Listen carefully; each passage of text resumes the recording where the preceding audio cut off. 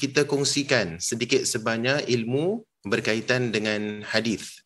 Iaitu pada modul ini kita membincangkan berkaitan dengan takhrijul hadis ataupun dengan erti kata yang mudah, kita hendak belajar bagaimana kita boleh cari hadis itu, keluarkan statusnya, dan supaya kita jumpalah di manakah hadis tersebut yang diucapkan oleh orang ataupun yang telah ditulis dalam mana-mana kitab ataupun buku. Kita nak cari baliklah, iaitu takhrij al-hadis. Dan pada sesi yang lalu, sesi pertama, kita dah kongsikan banyak perkara. Tapi secara umumnya kita lihat mukadimah lah, pendahuluan dulu. Antaranya yang kalau awak boleh ingat, kita kan dah kongsikan tentang definisi kan, apa itu takhrij, kan dari sudut bahasanya, istilahnya. Kemudian kita juga dah lihat sedikit sejarahnya, kan sejarah history bila mulanya takhrij, secara ringkas sahaja. Kemudian kita juga dah kongsikan sedikit kepentingan. Sebentar ya, ada orang call. Kepentingan. Assalamualaikum. Okey, baik. Antaranya kita juga dah kongsikan tentang kepentingan kenapa kita perlukan takhrij. Jadi tanpa membuang masa, kita masuk terus sesi kita pada pagi ini. Okey. Jadi awak lihat sinopsis kita. Ini yang bakal kita kongsikan bersama, iaitu berkaitan dengan definisi yang kita dah kongsikan pada minggu lalu lah. Definisi, kemudian kepentingan, sejarah.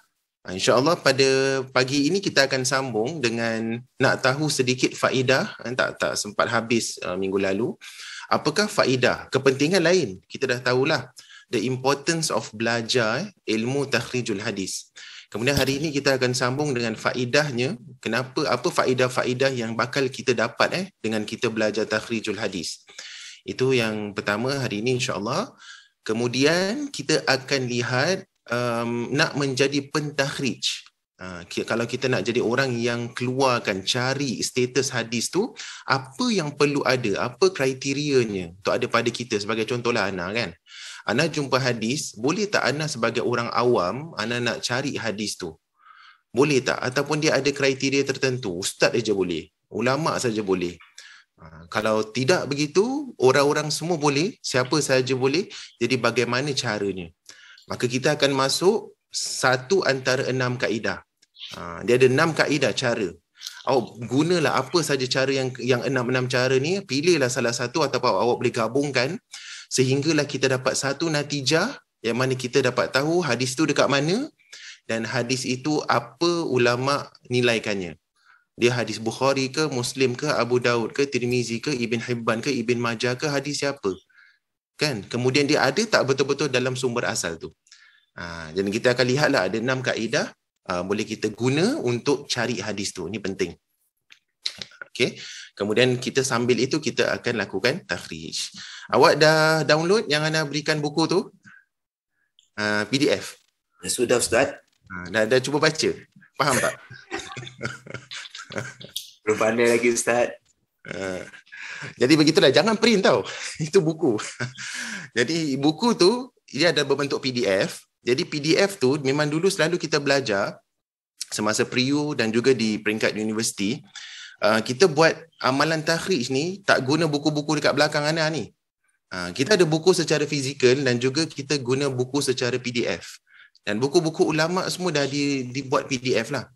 Dan kita akan belajar secara klasikal nak cari hadis secara klasikal. Tak nak play cheat tau. Play cheat zaman sekarang guna internet. Guna internet boleh. Boleh guna internet. Cuma kita belajar secara klasikal dulu, boleh Jadi Ana berikan PDF, buku-buku yang mana kita akan lakukan bersama. Ana akan tunjukkan bagaimana nak lakukan. Contoh, kita ambil kaedah yang pertama untuk keluarkan hadis.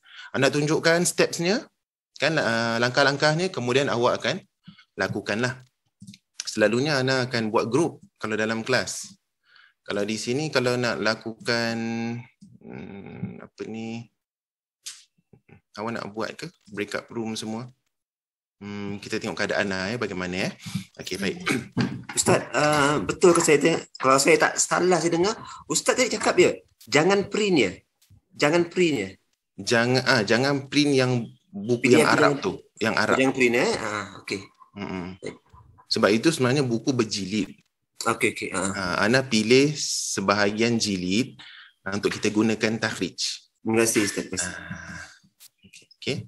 Kalau awak print maksudnya macam awak print buku tau. Faham. Hak cipta tu. Faham. Okey, baik. Okay, jadi kita teruskan dengan kita lakukan sedikit imbas kembali. Okey. Ini jangan lama sangat sekejap je. Okey, takhrij hadis dengan menggunakan mimpi. Dia macam kita nak nilai hadis jarah ta'dil tapi ini takhrij guna mimpi. Apa pendapat awak? Boleh? Tak boleh? Lihat jenis hadis, lihat siapa yang mimpi. Mungkin kalau ustaz mimpi lain sikit ustaz. Kalau saya mimpi tak boleh. Okey, ada sebut B B apa? B tak boleh. Mimpi-mimpi kita, hadis ni kita takhrij, dia ada dalam Bukhari lah. Dia boleh lah. Okey, ada yang sebut 3 sebut B daripada Azman, Ukhti Rohana dengan Ukhti Nadira. Ukhti Isa sebut B. Jadi nampak macam sepakat lah kan, ramai sebut B. Jadi apa hukumnya sebenarnya memang tak boleh lah. Dalam bab agama kita dah belajar kan, semasa jarah wa ta'dil, memang dalam bab agama ni memang tak boleh guna mimpi, lagi-lagi dalam kita nak menilai sesebuah hadis ataupun dia berkaitan dengan wahyu, maka tidak boleh kita ambil mimpi ataupun kasyaf ataupun kita istikharah tiba-tiba sahaja kita katakan kita berikan penilaian hadis tu melalui istikharah saja. Tanpa kita usaha pergi keluar kan, pergi mengembara, cek betul-betul, buat kajian, buka buku. Usahanya tawakal tu perlu ada lah. Dia bukan hanya sahaja kita tawakul kan. Tawakul ni kita serahkan sahaja kepada Allah. Kalau tawakul ataupun tawakal, kan tawakal, maka tawakal tu maka kita ni lah. Kita usaha dan juga kita serah kepada Allah. Okey. Soalan kedua. Minggu lalu kita ada bahaskan perbezaan antara takhrij dan azwu. Secara ringkas, apa beza dia? Mana umum, mana khusus? Kalau nak mudah, awak boleh unmute, lebih senang. Takhrij khusus, azwu umum. Azwu umum, takhrij khusus. Okey, jadi betul. Tapi kalau kita nak berikan contoh, ada contoh tak? Siapa ada contoh? Jawapannya betul lah tadi. Cuma Ana nak contoh saja. Okey, kalau Ana katakan, Ana jumpa satu hadis. Hadis ini hadis Bukhari. Azwu ke takhrij? Azwu, Ustaz. Azwu. Yang lain setuju? Sebab tak sebut sanad-sanadnya. Riwayat-riwayatnya lebih detail. Dengan hadisnya mesti lengkap. Jadi tepat sekali Jadi kita tahu mesti tahu perbezaan antara al-azwu dengan at-takhrij. Betul, kalau al-azwu dia umum, kita setakat sebutkan sahaja itu riwayat siapa. Siapa yang merekodkan, siapa yang menulis hadis tu. Selalunya kita cuma sebut yang akhir orang tu lah yang buat buku tu. Bukhari, Muslim, hadis ini hadis Abu Daud, hadis An-Nasai dan sebagainya. Tetapi kalau takhrij dia lebih detail kan. Bukan hanya sahaja kita sebut begitu, kita keluarkan hukumnya, keluarkan sanadnya, keluarkan matannya, keluar daripada buku mana, jilid mana, semua kita ekstrak ataupun kita keluarkan lah, tampakkan semua. Jadi takhrij ni lebih terperinci. Lebih terperinci. Okey. Okey, kalau yang ini. Cuba kita sorehkan. Match. Okay, kalau tafsir Ibn Kathir, di dalamnya ada riwayat-riwayat. Tafsir Ibn Kathir antara jenis tafsir bil ma'thur. Tafsir Al-Quran dengan menggunakan riwayat-riwayat Nabi, riwayat sahabat dan riwayat tabi'in kan. Ada hadis-hadis, ada athar. Okay, dia termasuk dalam apa? Sumber asal ke? Riwayat tu riwayat sumber asal ataupun sumber menyerupai asal ataupun sumber tiada asal. Kita dah bincangkan. Dia ada 3 jenis sumber. Siapa nak cuba? Yang tafsir Ibnu Katsir, sumber menyerupai asal. Okey, Ukhti Leni ada kongsikan. Betul. Jadi ingat kenapa dia sumber menyerupai asal? Sebab Ibn Kathir ini merupakan ulama yang hidup kurun ke-8 Hijrah. Maksudnya 700 lebih. 700 lebih. Dan 700 lebih dah memang jauh daripada ulama-ulama yang membukukan hadis lah. Yang membukukan hadis selalunya kurun kedua, kurun ketiga. Imam Bukhari sendiri kurun ketiga. Wafat pada tahun 256 Hijrah. Jadi di situ pada kurun ketiga selalunya dah stop dah. Sebab semasa kurun ke-4, 5, 6, 7 ini sanadnya dah panjang lah. Mereka dah tak memerlukan kepada sanad dah. Mereka selalunya rujuk kepada buku-buku asal. Jadi ingat lagi tak buku-buku asal? Ini Sahih Bukhari, betul? Betul Okey, jadi ini adalah sumber-sumber asal kita panggil. Rujuk yang asalnya. Ini yang kita nak cari. Nanti kita buat latihan, kita cari hadis tu, kita korek hadis tu sehinggalah kita jumpa betul-betul dalam buku Bukhari, dalam buku Muslim, Abu Daud, Nasai dan semualah kitab-kitab yang asal ni. Jadi kalau hadis 40 ni kita dah bahaskan, dia lebih kepada dia ada sanad tak? Ada matan tak? Dia ada matan kan? Cuma sanadnya tak sempurna, betul? Imam Nawawi bila sebutkan hadis-hadis ni, selalunya sebutkan dia punya akhir sanad tu, yang tertinggi. Kadang-kadang sahabat saja. Contoh Abu Hurairah kata Nabi SAW kata apa. Jadi sanad dia tu adalah ambil yang terhujung, paling hujung sekali. Dia bukan sempurna daripada dia kata okey, Imam Al-Bukhari kata begini, Imam Bukhari dengar daripada guru dia, dengar daripada gurunya, tak, bukan begitu. Dia bukan hadis yang mana sumbernya asal, tetapi dia tiada asal. Kerana apa? Sebab sanadnya itu sendiri tidak disempurnakan. Kalau Ibn Kathir ada sanad dan sempurna sanad tu. Dimaklumkan sanad tu. Okay, jadi hadis 40, Riyadhus Salihin, ini semua buku-buku yang kadang-kadang kita pun lah, kita tulis dalam kita punya tesis kan, tesis kita ataupun projek kita ataupun dalam social media kita, bila kita kata hadis ni, hadis Ibn Abbas kata Nabi sebut begini-begini, itu yang mana sumber? Tiada asal. Sebab kita tak sebutkan sanad dia dengan sempurna. Okay, boleh setakat ni Okay, Ana nak ingatkan kembali sebab nanti bila kita lakukan latihan, nanti Ana akan kata, okay, apa dia punya sumber asal awak jumpa? Yang sekarang awak jumpa ni dia adalah sumber tiada asal. Ataupun yang awak jumpa ni sumber ni menyerupai asal. Dia bukan sumber asal. Jadi perlu cari sampailah sumber asal. Betul-betul ada dalam Sahih Bukhari. Kan Ana dah katakan, kadang-kadang kita cari, orang tu kata Sahih Bukhari. Kita cari itu bukan Sahih Bukhari, itu kalam Imam Syafi'i pun. Dia bukan kalam Nabi pun, dia sebut saja. Suka hati dia sebut, ataupun dia tersilap lah kalau nak bersangka baik kan. Bila dia tulis satu quotation daripada orang, dekat bawah tu dia kata Sahih Muslim. Kita cek, hadis ni macam tak pernah Nabi sebut. Bila cek bukan Sahih Muslim. Dia kata-kata Imam Ghazali ke, dia kata-kata hikmah ulama ke. Jadi kita perlu cari balik, walaupun dia letak riwayat siapa, check balik from the original source. Ada tak? Hadis nombor berapa, muka surat berapa, jilid berapa. Itu takhrij. Takhrij ni adalah kita buat satu praktikal secara sempurna lah. Boleh? Okay, rasa berat? Tidaklah semua hebat-hebat ni. Okey, baik. Okey, ada yang sebut di sini oleh Ukhti Syakira Tudi. Ustaz, to simplify takhrij is mempunyai sumber asal dan azwu is menyerupai asal. Tiada asal, boleh. Boleh juga kita katakan begitu. Azwu itu boleh kita katakan juga menyerupai asal dan tiada asal sebab dia tidak mendatangkan sanad yang penuh. Okey, nanti Ana jelaskan. Kita lihat contoh takhrij. Okey, kita masuk ini sedikit. Untuk minggu lalu kita tak sempat faedah-faedah takhrij. Okey, jadi faedahnya kalau kita lakukan amaliyah takhrij, kita buat takhrij, dia ada memberi manfaat kepada sanad, matan dan juga keduanya.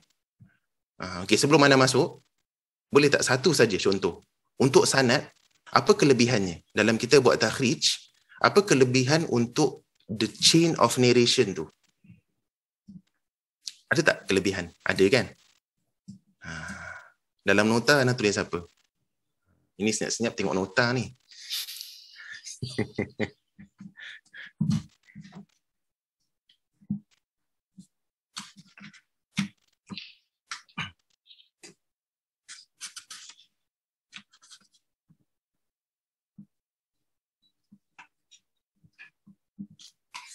Okey.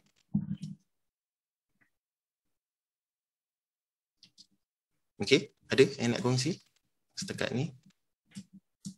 Okey, kita lihat satu saja pun cukup. Okey, tak ada. Okey, Ana terus masuklah supaya kita tak membuang masa sebab nanti nak buat latihan. Okey, jadi faedah pada sanad yang pertama adalah dapat mengetahui keadaan sanad hadis itu sendiri.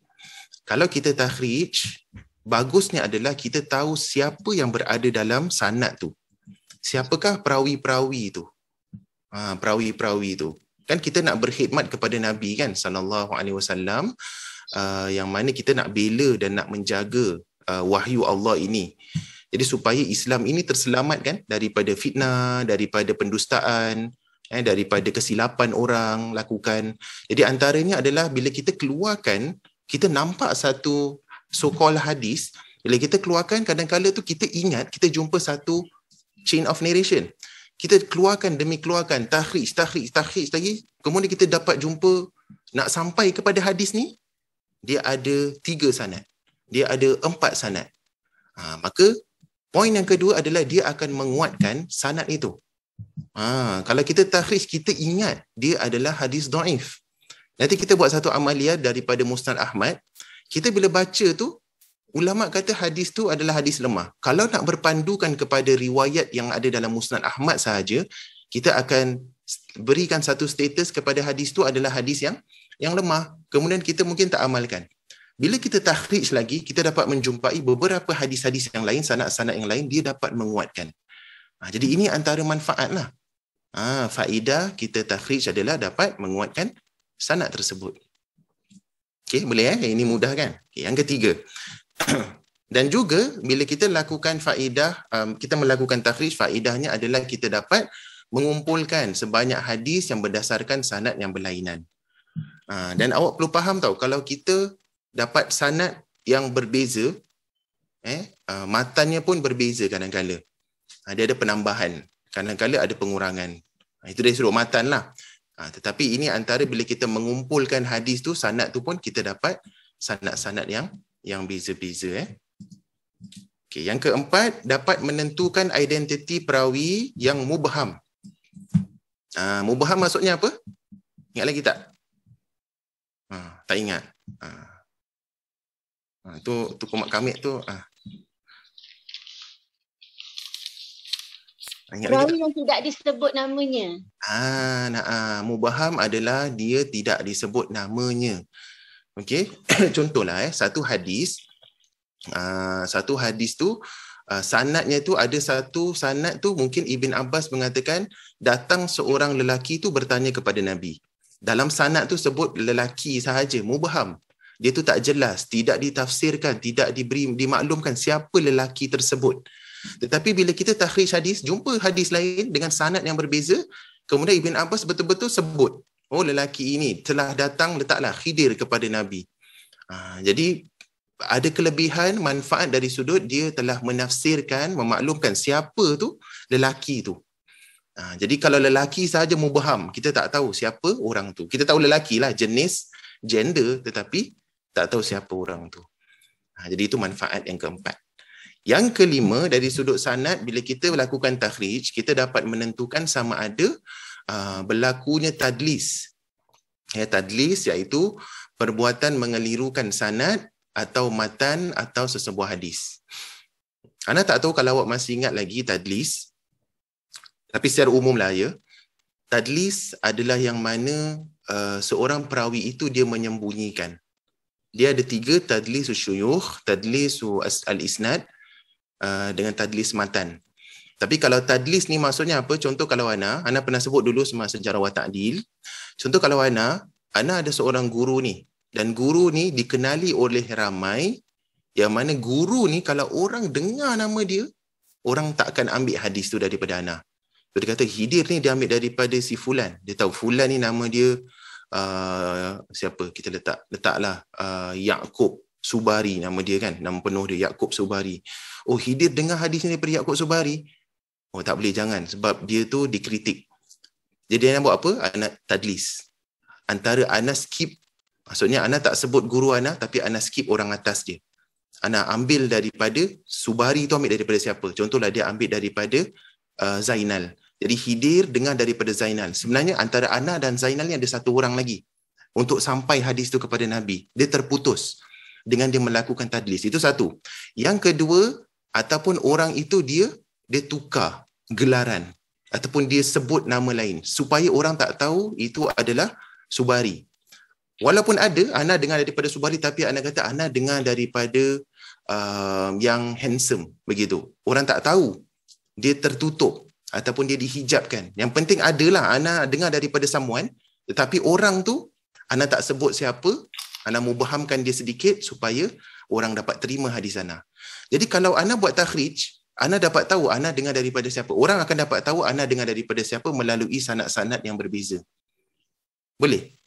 Faham insya-Allah. Jadi itu manfaat takhrij lah. Dia akan keluarkan kekeliruan supaya kita dapat tahu siapa di sebenarnya yang dia sembunyikan ni.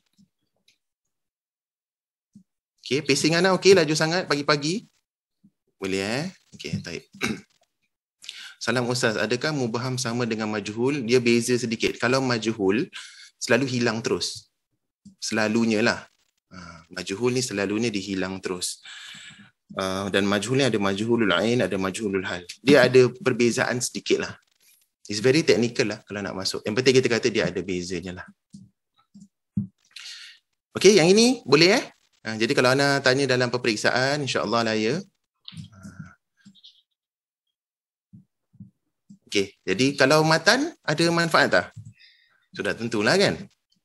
Kalau kita buat takhrij, awak bayangkan, logically, kita jumpa banyak matan. Kan kita jumpa banyak matan. Okey, jadi antaranya adalah kita dapat mengetahui sebab urut. Apa maksud sebab urut ni? Siapa nak kongsikan? Pernah dengar tak perkataan sebab urut? Dia macam urut-urut ni, tak ada kaitan dengan urut lah. Tapi dia sebab wurud. Apa tu? Siapa tahu boleh kongsi seminit. Dalam bahasa Arabnya, nak tulis ya. Sababul wurud. Wurud. Begitu. Sababul wurud. Apa tu?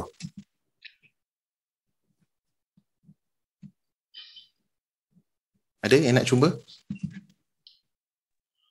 Ustaz, Puan Azaz ni, dia macam betul macam sebab nuzul. Kalau Quran dia sebab nuzul, sebab kenapa turunnya ayat Quran tersebut. Jadi kalau di sini sebab buruk, mungkin sebab kenapa terjadinya keadaan tersebut yang diceritakan dalam, yang dikhabarkan dalam hadis tersebut, dalam konteks tersebut.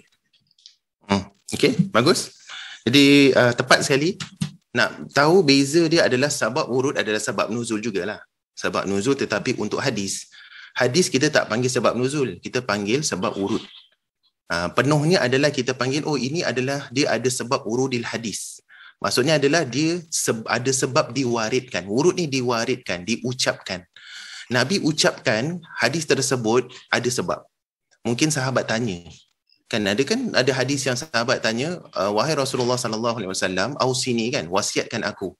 Kemudian Nabi kata apa? Sebahagian sahabat, la taghdab, jangan marah. Betul? Jangan marah.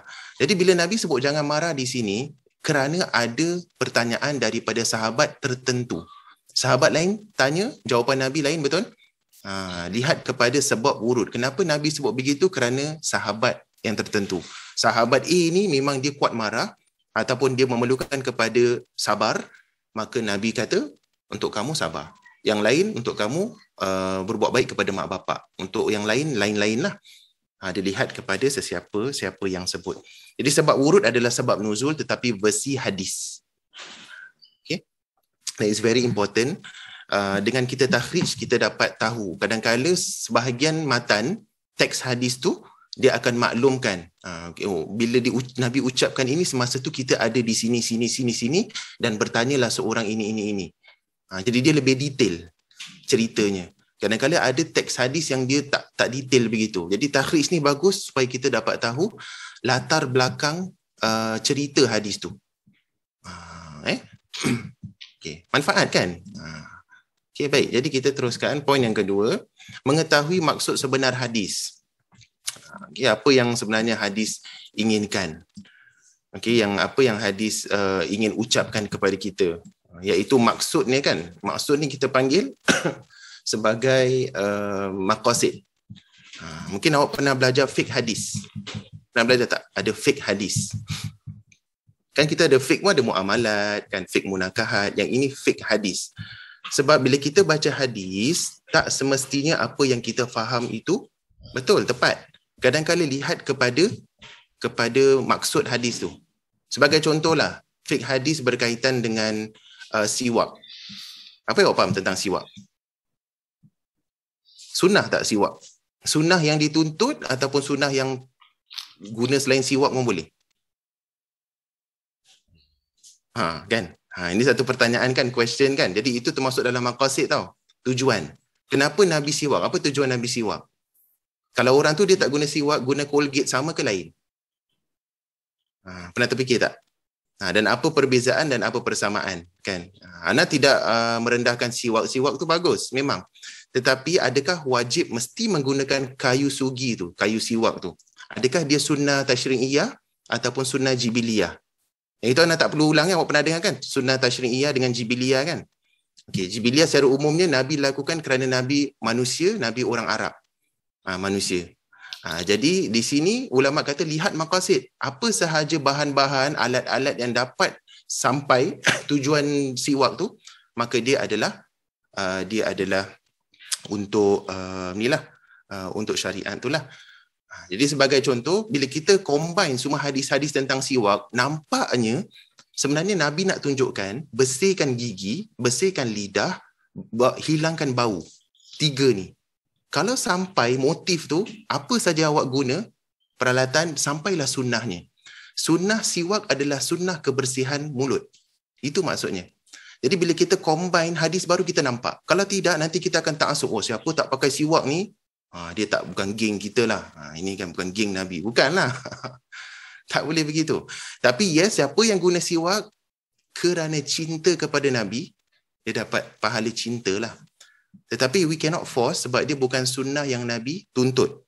Nabi tuntut adalah membersihkan mulut. Boleh Macam mana kita tahu? Sebab kita combine hadis dan kita lihat motif Nabi. Bila Nabi nak solat, baru Nabi siwak. Bila Nabi nak pulang rumah jumpa isterinya, Nabi siwak. Begitu, dan Nabi siwak dengan lidahnya, giginya, dan sehingga tak ada bau lah. Boleh, insyaAllah. Ustaz, yang gigi dengan untuk bau, saya faham. Tapi kalau yang lidah tu macam mana, Ustaz? Yang lidah tu? Bersihkan lidah. Maksudnya, masa siwak tu, siwak lidah sekali ke apa? Naam, lidah sekali. Seperti kita berus gigi kan kita berus lidah sekali. Naam. Sebab kita tahulah antara banyak bakteria yang ada sebenarnya melekat pada lidah kan. Lidah ni macam sponge yang melekat ataupun dia meresap begitu kan.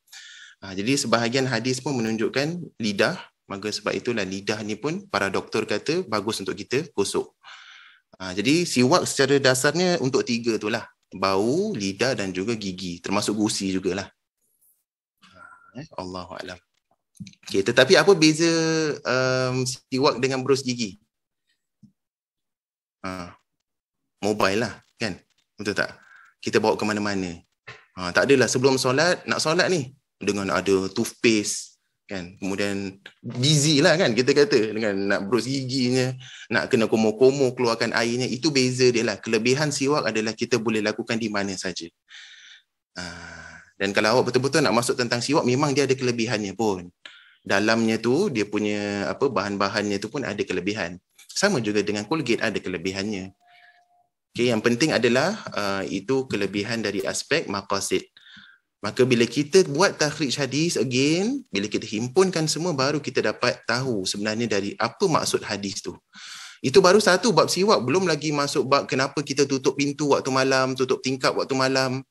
Dan pada dasarnya kalau kita lihat sebenarnya Nabi nak suruh kita jaga daripada dicuri, dimasuk rumah, dirompak waktu malam tengah tidur orang masuk. Antara kenapa tutup lampu waktu malam. Kalau kita tak faham, kita tak takhrij, tutup lampu ni bukan maksud kita mesti tutup lampu.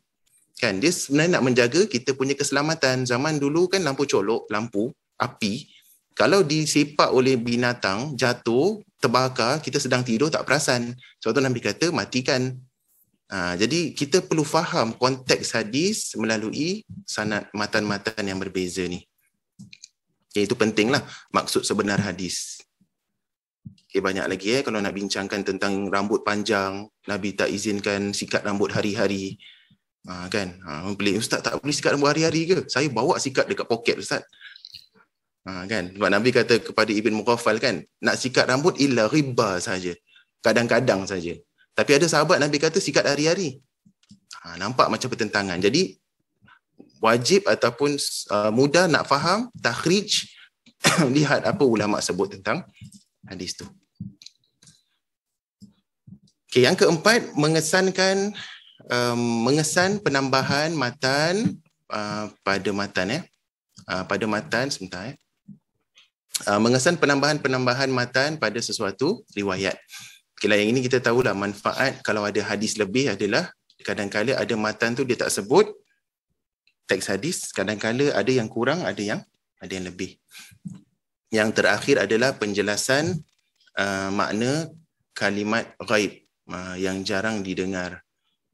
Okey, dengan kita takhrij, kadang-kala ada ulama tu dia maklumkan dalam sebuah hadis yang lain, matan yang lain. Yang gharib ni maksudnya yang ganjil lah. Yang ganjil. Macam contoh kalau kita nak baca Rabbil filli warhamni wajburni warfa'ni kan. Sebahagian hadis kata Rabb Allahumma au ya'ni Rabbil filli. Kadang-kadang ada hadis cuma sebut Allahumma saja. Kan kita boleh baca Allahumma semasa duduk di antara dua sujud. Kan? Allahumma ighfirli warhamni wajburni warfa'ni wahdini wa'afini warzuqni. Itu riwayat Ibnu Majah. Ada sebut dekat dalam hadis yang lain Rabbi ataupun disebutkan oleh Nabi Rabbi ighfirli. Jadi dengan ada penambahan tu kadang-kala ada kalimat-kalimat macam Allahumma tu dia agak gharib sedikit. Kan jarang kita dengar tetapi ada dalam hadis lain. Yang famousnya Rabbi. Boleh setakat ni? Okay, pertanyaan, soalan? Ustaz, Yes. Tentang yang nombor 4 tu, mengesan penambahan matan pada sesuatu riwayat, adakah yang pernah saya belajar, ianya adakah berdasarkan kepada cara penyampaian seseorang guru kepada murid-murid mengikut peringkat kemampuan mereka? Maknanya kalau guru tu mengajar primary school, secondary school ataupun yang diploma, universiti, mereka menggunakan gaya bahasa mereka sendiri atau bagaimana ni Ustaz matan yang dimaksudkan ni? Okey. Itu riwayat dengan apa makna. Okey, yang nanti sebut riwayat dengan makna. Maksudnya adalah riwayat makna ni kadang-kala Ana sebut satu perkara awak tak hafal secara lafaz. Kalau Ana katalah selepas ini kita pergi ke kedai. Awak tak sebut begitu. Awak cuma faham maksud ustaz tu selepas belajar kita pergi kedai. Kita pergi ke kedai runcit. Dia tambah kedai runcit. Itu kita panggil riwayat dengan makna, bukan lafaz. Dia faham saja. Ada kadang-kadang riwayat dengan lafaz betul, secara sebiji, setiap perkataan tu tak hilang kan. Kadang-kadang betul kesnya begitu, tetapi ulama letakkan syarat lah. Apakah syarat-syarat bagi seorang itu boleh riwayat dengan makna tanpa lafaz? Okay, itu satu. Kenapa ada penambahan? Antara reason, sebab lain adalah kadang-kadang Nabi sebut perkara itu tempat lain. Bila Nabi sebut di tempat yang berbeza, maka kadang-kala tu dia ada penambahan sedikit terperinci. Anda pernah sebut dahulu contoh hadis syaz kan? Hadis tu dinamakan ziyadatus siqah. Okey, contohlah Okey, ni ziyadah awak kau nak tulis boleh? Mana dia? Anda punya. Okey, ziyadah Ziyadah ni adalah penambahan, ziyadatu hadis tu kita panggil ziyadatu thiqah. Thiqah ni apa? Thiqah ini adalah dia tambahkan lagi dengan hadis tu, dia penambahan tu ada penambahan ekstra dalam hadis tu, perkataan tu, maka kita panggil sebagai ziyadatu thiqah, dia penambahan ekstra. Kenapa dia ziyadatu thiqah? Yang penting dia tidak bertentangan dengan hadis lain tau. Contoh hadis tentang surah Kahfi. Baca surah Kahfi malam Jumaat tu, itu ada penambahan lebih. Yang majoriti sahabat-sahabat narrate perkara tu, tak ada sebut malam Jumaat ataupun hari Jumaat tu tak ada. Tetapi bila kita gabungkan dengan hadis lain, bila takhrij, ada perkataan Jumaat tu pada sebahagian sahabat saja. Jadi kita baca surah Kahfi tu sunnahnya hari Jumaat. Dan Jumaat itu adalah ziyadatu thiqah. Macam mana kita tahu dia bukan pelik, dia bukan terkeluar, sebab Nabi pernah berjumpa dengan orang tu pada lain waktu. Anda pernah sebut sebelum ni kan? Contoh macam kelas ni lah, mudah. Kelas ini, Anda sebut satu perkara itu hari ni, hari Sabtu pagi. Anda kata selepas, macam mana Anda sebut hari tu? Selepas kelas kita ramai-ramai pergi McDonald. Ingat lagi tak? Ingat kan? Anda sebut begitu hari ni. Semalam, Anda duduk dengan, contoh dengan Akh Juraimi. Anda kata, kita lepas kelas, kita makan McDonald, Anda belanja. Jadi perkataan belanja tu ada ekstra.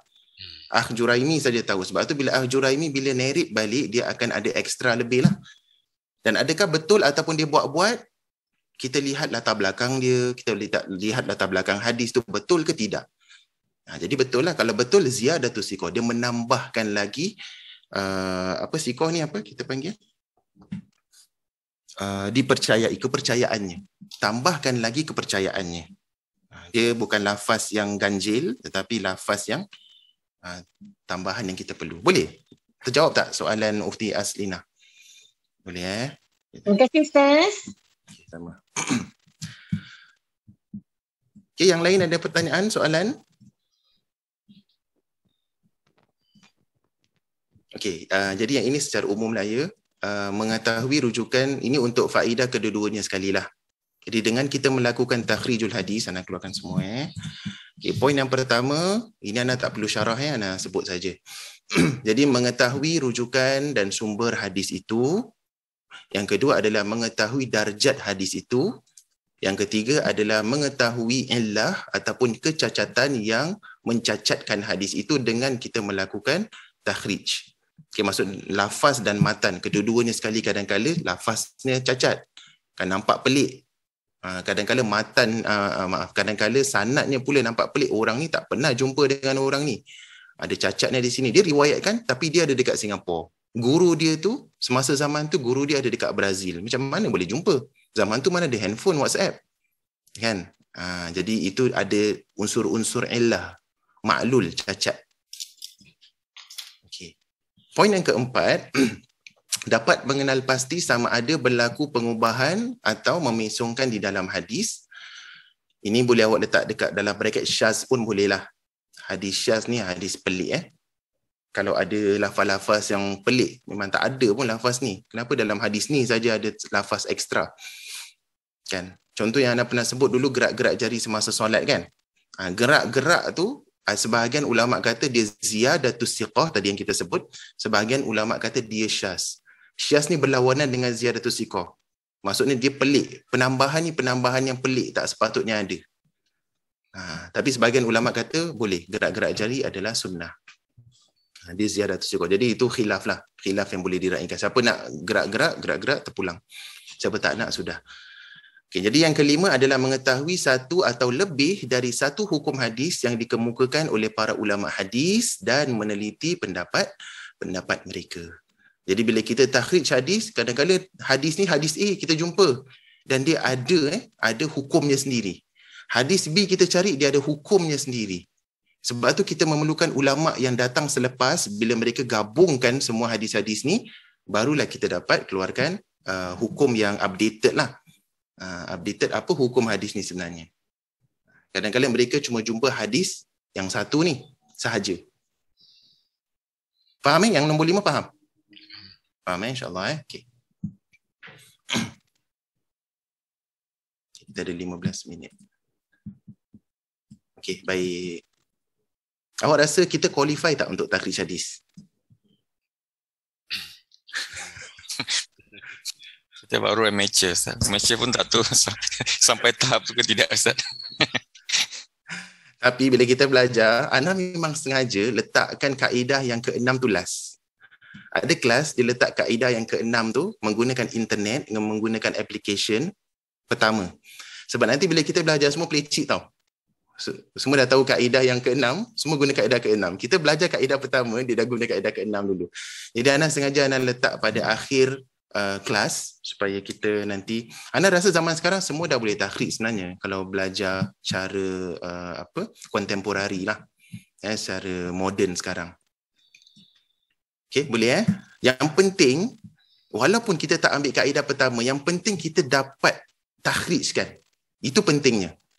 Dan kita ada kelebihan pada zaman sekarang yang mana orang-orang dulu tak ada, internet lah. Okey, jadi persediaan kita lihat.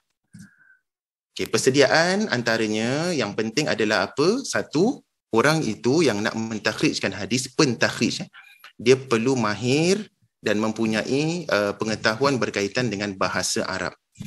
Sebab tu Ana selalu tekankan, bahasa Arab ni kalau awak ada masa ekstra, ambil bahasa Arab, belajar bahasa Arab. Bukan kerana setakat nak berbual saja. Ada orang memang minat dia adalah, Ustaz saya nak, jadi boleh pergi Dubai, boleh pergi Saudi, boleh berbual Arab, nak beli barang pun senang. Niat dia tu nak berbual dengan orang saja, beli barang. Kita niat kita betulkan lah, sebab sumber rujukan kita semua orang Arab. Buku-buku dalam bahasa Arab. Kemudian Quran dalam bahasa Arab, hadis dalam bahasa Arab. Sebab itu kita orang Melayu ni perlu usaha sedikit belajar bahasa Arab. Tata bahasanya, balaghahnya, sorofnya kan. Alhamdulillah dalam Zuhri pun kita ada bahasa Arab 1-2 kan. Untuk di PQS. Ada yang dah ambil, ada yang mungkin belum. Okay, semoga dipermudahkan. Yang penting jangan nangis lah kalau ambil exam. Anak teringat dulu ada. Orang sampai menangis-nangis sampai exam tu. Saya ni Ustaz Jawa, Ustaz boyannya keluar. Okey. Baik, jadi yang pertama bahasa Arab penting sebab kita perlu ada kemahiran dan kekuatan dalam ilmu tata bahasa Arab. Bila kita takhrij, kita jumpa hadis tu, kalau kita tersalah faham, nanti lain jadi. Sebagai contohlah, mudah kalau berkaitan dengan gerak-gerak jari semasa solat lah. Ada orang kata, Ustaz geraknya sekali ataupun banyak kali. Siapa yang tak belajar tata bahasa Arab, mungkin dia kata sekali saja. Nabi kata, yuharriku. Yuharriku ni gerak. Tapi kalau ikut tata bahasa Arab, dia bukan gerak sekali, dia continuous. Yuharriku satu pattern, satu template, wazan, yang mana dia harraka, dia gerak. Jadi siapa yang nak ambil pendapat yang menggerakkan jari itu sunnah, maka dia bukan gerak sekali seperti yang dilakukan, tetapi yang dilakukan ramai lah, tak bergerak-gerak kan. Mazhab Maliki gerak-gerak semasa tasyahud. Maka perlu kuat dalam apa? Dalam bahasa Arab itulah. Okey, yang lain. Hadis berkaitan dengan meletakkan sutra di hadapan semasa kita solat. Kan Nabi ada sebut, la tusalli illa sutratin, riwayat Ibn Khuzaimah. Jangan kamu solat kecuali ada sutra di hadapan kamu, penghadang tu. Tak kisahlah, yang penting dia tinggi, kan? Benda tinggi dekat depan. Kalau awak nak letak botol pun boleh lah. Ataupun beg, ataupun tembok, apa saja. Yang penting orang tahu itu kawasan kita solat. Dan dalam hadis tu Nabi kata apa? Kalau orang lalu, kita buat apa? Kita halang, betul tak? Kita halang. Kita halang. Dia lalu sebelah kanan kita, kita halang begitu. Kita halang kali kedua. Kemudian dalam hadis tu kata, kalau ketiga, 4 kali, masih lagi nak lalu, degil juga, sedangkan boleh lalu depan, boleh lalu belakang, tak nak. Fal yuqatilhu. Nabi guna yuqatil. Siapa tak faham tata bahasa Arab, dia akan keluarkan pisau, dia bunuh. Sebab qatala ni bunuh. Pada asalnya qafta dengan lam ni bunuh. Tapi kalau dia mengikut wazan qatala, maksudnya perang, bukan bunuh. Tak semestinya perang mesti bunuh. Kita memerangi lagi, tolak lagi, kuat lagi. That is the importance of bahasa Arab. Kita belajar tasrifat, sorof adalah supaya tidak salah faham. Jadi bila kita takhrijul hadis, cari betul-betul. Kita nak cari qatala ke kita nak cari qatala? Different. Lain. Maksudnya pun lain. Boleh insya-Allah supaya betul lah kita keluarkan hadis tu. Ustaz boleh tanya tentang sutrah tak? Boleh. Jadi kalau misalnya katakan kat rumah kita ni ramai orang datang dan kita nak solat, kita takut orang lalu lalang, tetapi kita ada menggunakan sejadah. Jadi bila dah gunakan sejadah, perlu letakkan sutrah lagi tak Ustaz? Okey, bagus soalannya. Adakah sejadah itu sutra? Ulama beza pendapat, adakah lain benda-benda yang tak tinggi dia boleh kita consider sebagai sutra ke tidak? Mazhab Hanafi, mereka mengambil satu hadis yang mana Nabi lukiskan garisan sebelum solat. Okay, tuliskan. Cuma hadis tu, ulama hadis menilainya mengatakan tidak berapa otentik. Sebab tu sebagian mengatakan sunnahnya adalah benda tinggi. Tetapi maqasid dia adalah selagi mana kita dapat menentukan itu, orang tahu tu solat kita, maka ada mengatakan dah cukup lah, sejadah tu boleh sebenarnya. Tetapi kalau secara fizikal, Nabi dalam banyak hadis bila kita himpunkan semua, Nabi akan solat rapat dengan tembok. Nabi akan pacakkan dagernya, akan pacakkan benda. Ataupun kalau tidak pun Nabi akan buat sahabat yang sedang duduk di hadapan tu sebagai sutra. Jadi nampak benda tu tinggi. Dia ada some object yang ada dekat depan. Kalau kita nak kata-kata betul-betul itu sunnah lah. Kalau garisan ada tak hadis Nabi buat garisan seperti di masjid-masjid ada lines, betul? Adakah itu termasuk khilaf? Jadi Ana lebih lihat perkara ini khilaf dan Ana lebih cenderung kepada kalau dia solat sendiri, kan kalau tak ada line, letaklah sesuatu yang boleh indicate itu dia sedang solat.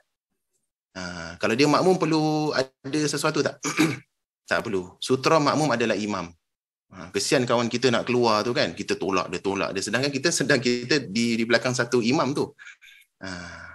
Okay, jadi Allah Ta'ala alam, Ana lebih cenderung kepada kalau imam ataupun solat seorang tu perlu ada sesuatu lah di hadapan. Tetapi siapa nak ambil pendapat yang cukup dengan sejadah, cukuplah. Again, ia adalah khilafiyah. Isu khilaf. So, kalau misal kata benda yang tak tinggi sangat, misal kata was available in our pocket, misal example handphone ataupun wallet ataupun kunci di depan kan, mungkin boleh Ustaz Kalau lihat perbahasan ulama, mereka katakan tinggi tau. Tingginya pun mereka seakan macam awak tahu botol Evian yang kecil tu tak? Botol kecil lah. Itu dah memadai lah. Okay, ada memang mengatakan asalkan letak, sebab kita lihat literal hadis lah. Secara zahir hadis, banyaknya Nabi selalu depannya benda tinggi lah. Benda tinggi. Ada kambing nak lalu kan, di hadapan Nabi sedang solat. Nabi jalan merapatkan dada Nabi yang mulia itu terhadap dinding tu. Jadi nak katakan kawasan solat tu memang perlu dijagalah. Okay, pendek ataupun tinggi tu Allahu'alam. Bagaimanapun maqasid dia apa, tujuan dia apa, supaya orang nampak itu tempat solat lah. Okay. Boleh insyaAllah Depan sutra boleh lalu tak? Boleh lah. Boleh lalu. Depan sutra tu boleh lalu. Maaf Ustaz, tadi Ustaz cakap ada kambing nak lalu, maknanya Nabi move forward so that the kambing lalu belakang. Nah, betul. Jadi itu pun ada satu lagi hukum bergerak dalam solat. Berapa kali boleh kita bergerak dalam solat? Adakah 3 kali berturut-turut, perlu stop dan sebagainya, ataupun ada keperluan? Itu hukum lain lah. Sebab tu begitu bila kita baca hadis, kadang-kadang nampak macam satu hukum saja. Sebenarnya dia dalam tu ada 3 in 1, ada 4 perkara hukum.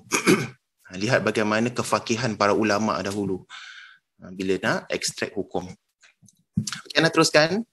Tak habis nanti. Okay, yang kedua adalah mempunyai pengetahuan berkaitan istilah-istilah yang digunakan ulama hadis. Okay, jadi sebagai kita nak mentakhrij hadis, satu lagi important adalah kita tahu istilah, sebab kan kita dah belajar kan, takhrij adalah satu amalan, amalia, praktikal yang mana bukan hanya saja kita keluarkan hadis tu, kita perlu tahu hukum yang dinyatakan oleh ulama tu. Sebagian ulama kata, hadis ini adalah dalamnya ada Ibn Abi Zu'aizi'ah. Dia telah dikritik, dia tu dhaif, dia tu mudallis, ataupun hadis ini mursal.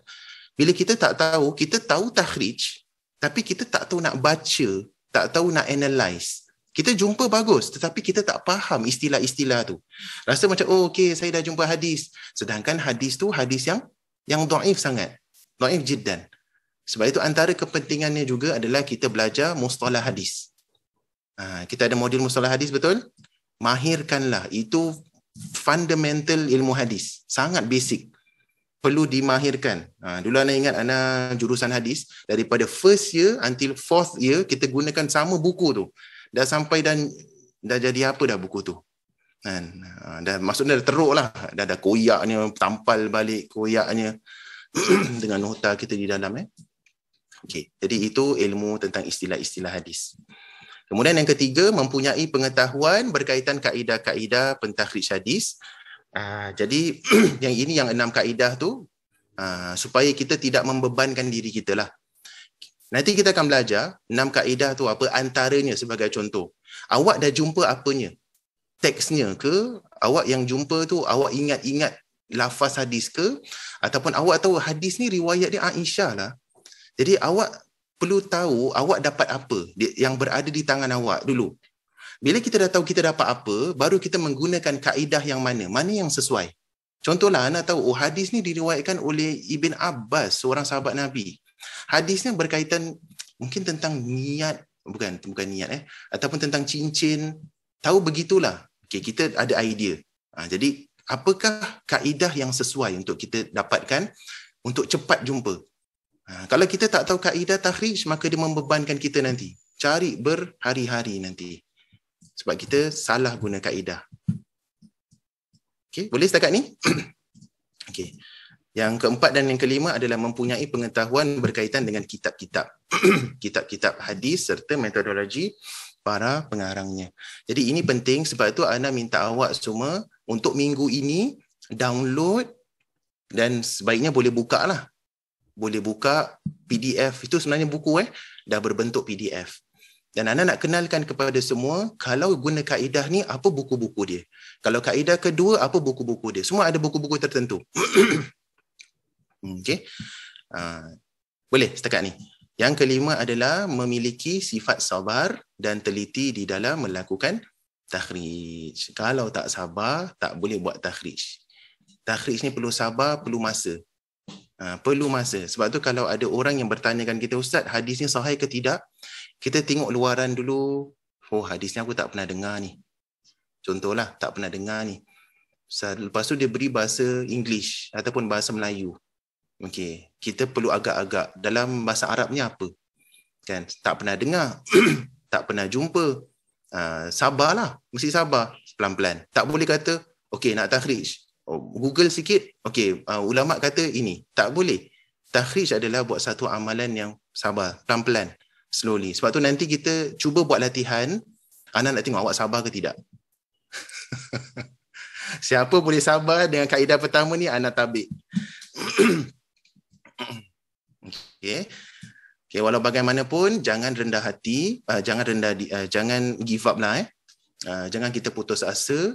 Kalaulah kita tak ada persediaan ini ataupun tak ada syarat-syarat ini, maka masih lagi boleh takhrij. Boleh teruskan. Dan rujuk kepada pakar lah. Kalau mungkin awak tak mahir dalam bahasa Arab, at least awak jumpa dengan kaedah zaman sekarang, menggunakan dorar ke, menggunakan ensiklopedia hadis ke, kan, application yang ada yang selalu orang gunalah. Okay, dorar saniyah ke. Jadi cek dengan ustaz lah, ustaz hadis sebagai contoh untuk pastikan. Okay. Boleh insyaAllah. Bismillah. Okay, sebelum Ana sambung ni, awak nak rehat ke nak sambung? Rehat Okay, rehat dululah. Okay, baik, kita rehat selama 15 minit. InsyaAllah kita sambung jam 9.15. Boleh ya? Allahu ta'ala alam bisawab.